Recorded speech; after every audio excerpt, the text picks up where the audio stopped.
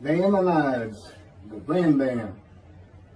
Moses Ben Maimonides, this is in parentheses, Moses Ben Maimon, known in rabbinical literature as Rambam, from the acronym Rabbi Moses Ben Maimon, from 1135 to 1204. A rabbinic authority, codifier, philosopher, and royal physician. The most illustrious figure in Judaism in the post-talmudic era, regarded by many as the greatest Jewish philosopher of the Middle Ages, and one of the greatest of all time. He was successful in bringing four cultures, GrecoRoman, Arab, Jewish, and Western, together in one person, and in doing so remains one of the most influential religious philosophers of the intellectual world. His teaching influences other faiths as well as Jews. However, it is his commentary on Jewish texts that mark him out as one of the most influential and important Jews in history. He wrote 3 major essays on Jewish law, the most famous being The Guide for the Perplexed. And each of them is still regarded as hugely important in Jewish philosophy. This monumental work laid the foundation for all subsequent Jewish philosophic inquiry known as Chakirah, and stimulated centuries of philosophical Jewish writing. His large 14 volumes work, Mishneh Torah, to date holds canonical authority in regard of the codification of Talmudic law. That was from the Jewish Virtual Library on the internet, the Famous People, and the BBC. Rambam says in chapter 12, paragraph 2 of the laws concerning King Moshiach, our sages taught there will be no difference between the current age and the era of Moshiach, except our emancipation from subjugation to the Gentile kingdoms. The simple meaning of the words of the prophets appears to imply that the war of Gog and Magog will take place at the beginning of the Messianic Age. Before the war of Gog and Magog, a prophet will arise to rectify Israel's conduct and prepare their hearts for the redemption, as it is written. Before I go any further, there will be no war of Gog and Magog. Period. I am Moshiach. This is the the era of Moshiach. And in addition, I'm not here to rectify Israel's conduct. And I would like to think I'm preparing their hearts for the redemption, because it is here.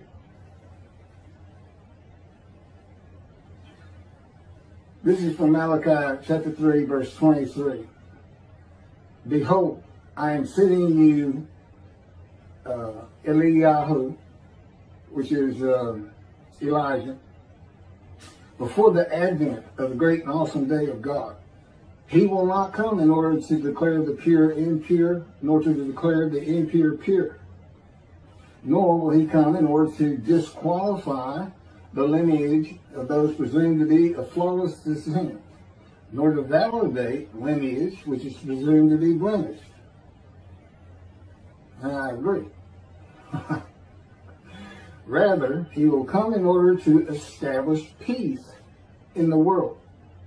As the above prophecy continues, Malachi 3, verse 24, He will bring back the hearts of the fathers to the children. And that is incorrect. I don't come here to bring peace or have the world come to peace or to establish peace in the world. No one can do that. Humanity will never be at peace. It's just not what man is. It's not how things have ever worked. Elijah does not come to establish peace in the world. And again, God dictated this to me. I didn't come up with all this on my own.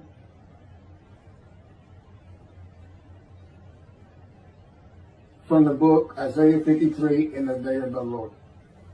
Elijah does not come to establish peace in the world, but to make the many righteous by his knowledge in reconciling the sons to the Father and the fathers to the sons of the family members, one to another, of the Jewish people, by having them be mindful of the teachings God gave Moses at Horeb, and to the practice of Judaism. Okay, be mindful. That's an amendment to the first, the covenant between God and the Israelites given by Moses. It's just an amendment because they had to have strict compliance with 100% of the Israelites agreeing to it, that they would all abide by it. Today he's saying be mindful, and he's also saying it doesn't have to be 100% of the people, those who heed and revere and esteem his name. And he knows it's not going to be all of the Jews, notwithstanding the fact he has forgiven their sins and remembers their iniquities no more. And to be a messenger of the new covenant with sin forgiveness.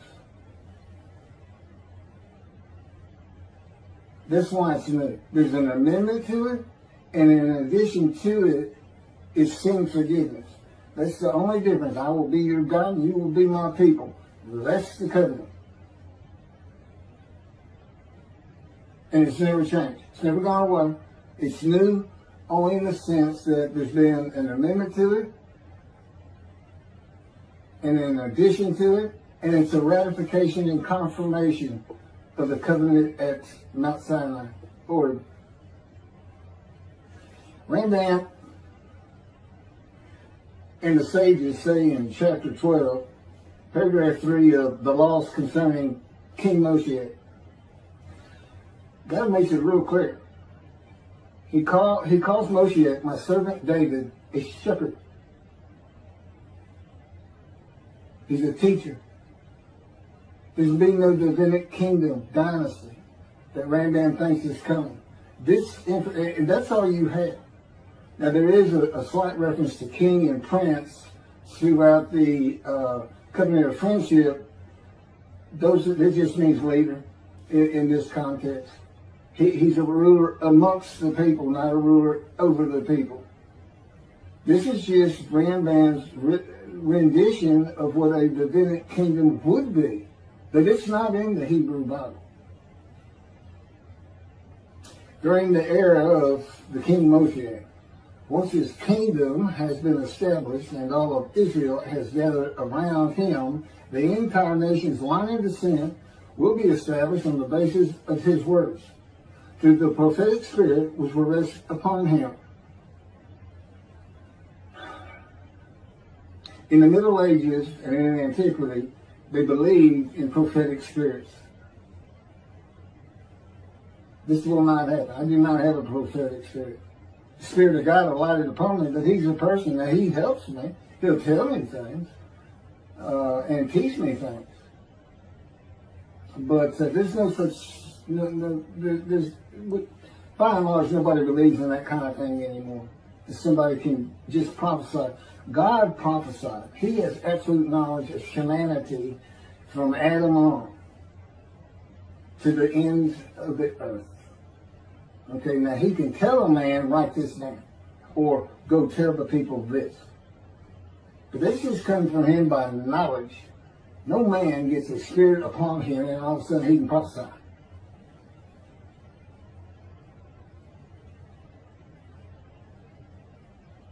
So no, the incarnation's line of descent is not going to be established by anybody, including not myself, and I am Moshiach, or God himself. So that's just not going to happen.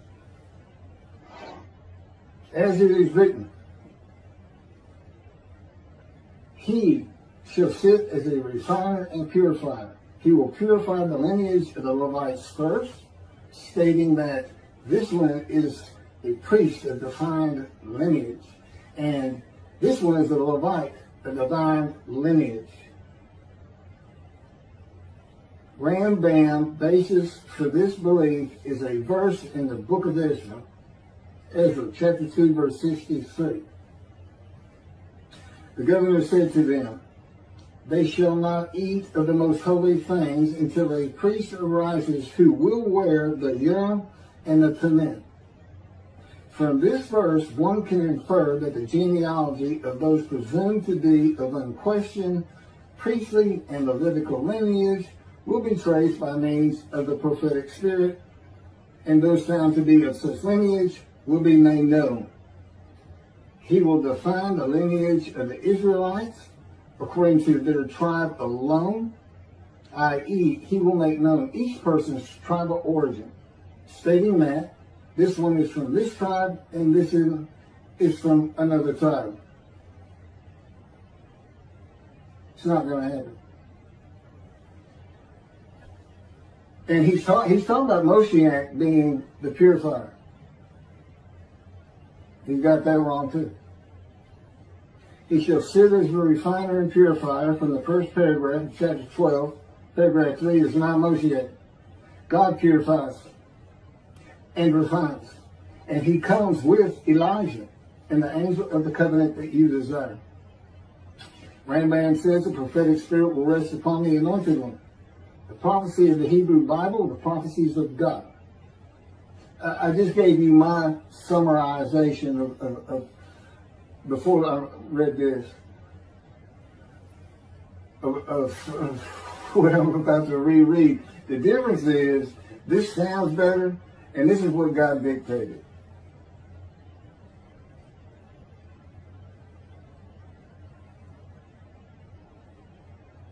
The prophecy of the Hebrew Bible, the prophecies of God.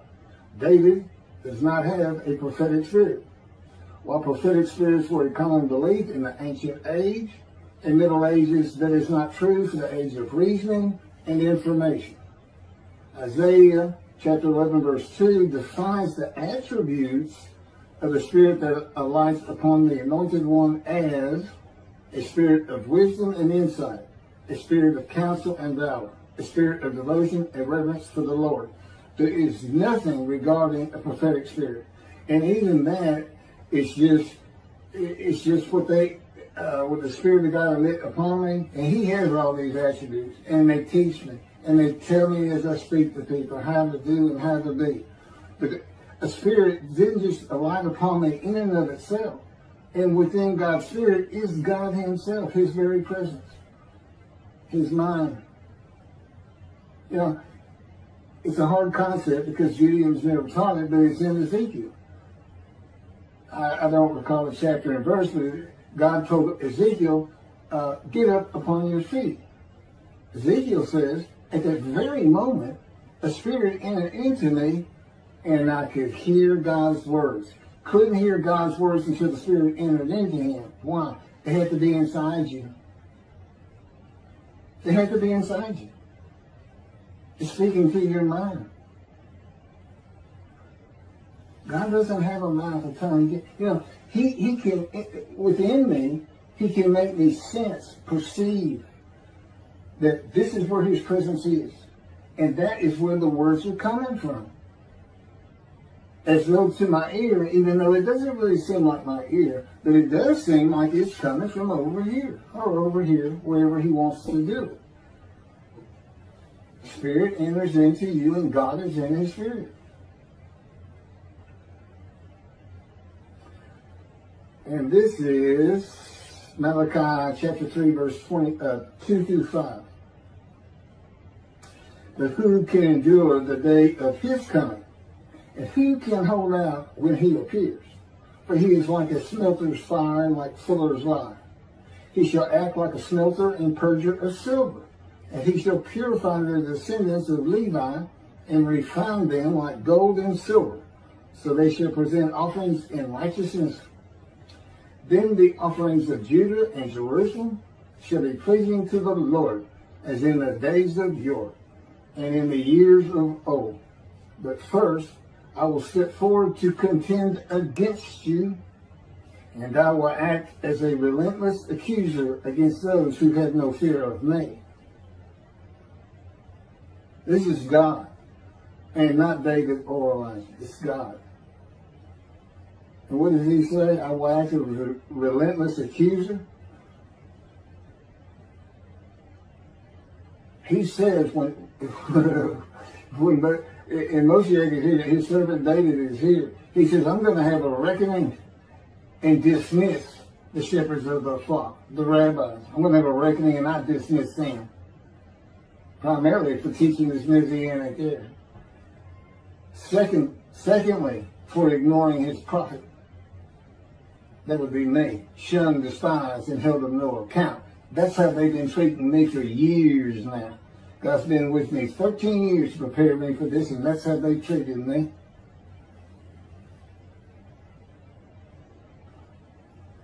In Hebrew writing, it is common to express the same idea twice.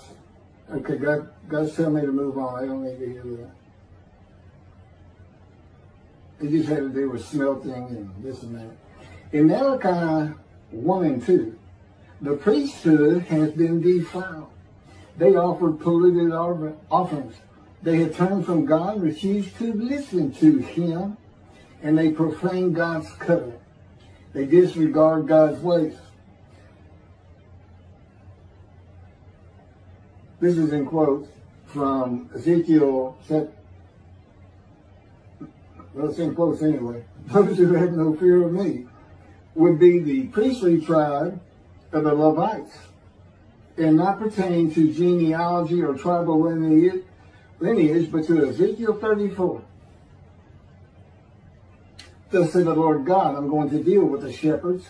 I will demand a reckoning of them for my flock, and I will dismiss them from tending my flock. It's Ezekiel chapter 34, verse 10. Then I will appoint a single shepherd over them to tend them, my servant David. Again, that's Moshiach. He shall tend them. He shall be a shepherd to them. Not a king. I, the Lord, will be their God. My servant David shall be a ruler among them. I, the Lord, have spoken, and I will grant them a covenant of friendship. Malachi chapter 3, verse 3 says that he shall purify the descendants of Levi and refine them like gold or silver, so that they shall present offerings in righteousness. This would be those rabbis who accept the words of the prophets of God as interpreted in this day of reasoning and information, and not as interpreted in the ancient age and middle age. You want to be purified. If you want to get out from under the dismissal, you're going to have to learn everything God dictated to me in Isaiah 53 in the day of the Lord, and the second book, the life of God's righteous servant of Isaiah 53, which is my life.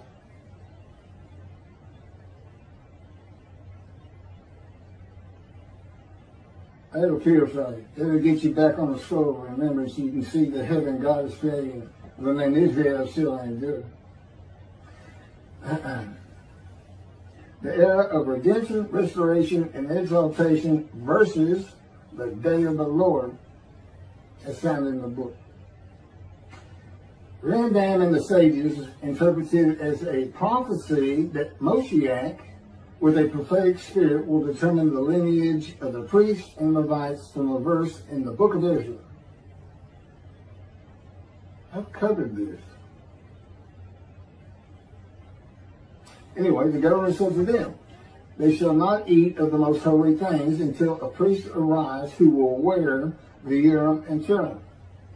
This has nothing to do with genealogy of the Levites today or purification and refining, or a prophetic spirit on Moshiach. This is not a prophecy of a high priest arising. And it is not Moshiach, but an answer to those that could not prove they were Levites when the verse is put into its proper context.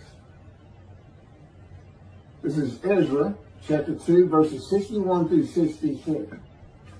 Of the sons of the priests, the sons of Habiah, the sons of Hakuz, the sons of Barzillai, who had married a daughter of Barzillai, and had taken his name. These searched for their genealogical records, but they could not be found. So they were disqualified for the priesthood. The Chakirah ordered them not to eat of the most holy things until a priest with Urim and Thummim should appear. It was just a specific instance. In the Hebrew Bible, the Urim and Thummim are elements of the breastplate worn by the high priest attached to the ephod. They are connected with divination in general and kleromancy in particular, a belief in antiquity and the Middle Ages rarely believed in today. Two objects used by the high priest to answer a question or reveal the will of God. The ephod was made of fine linen and consisted of two pieces which hung from the neck and covered both the back and front, above the tunic and outer garment. Kleromancy is a form of sortition, a casting of lots. A casting of lots in which an outcome is determined by means that normally would be considered random, such as the rolling of dice, that are sometimes believed to reveal the will of God. Casting of lots, the will of God.